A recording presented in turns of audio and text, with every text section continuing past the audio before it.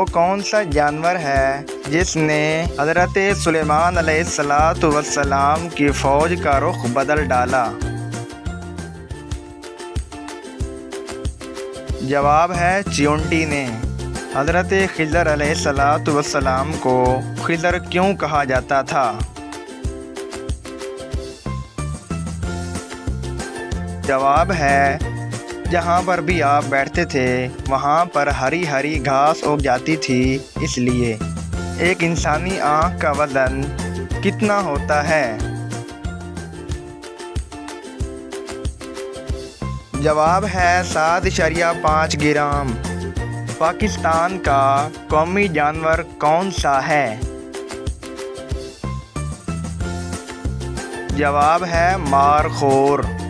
پاکستان کے کس شہر کو نور محل کہا جاتا ہے؟ جواب ہے بہاولپور۔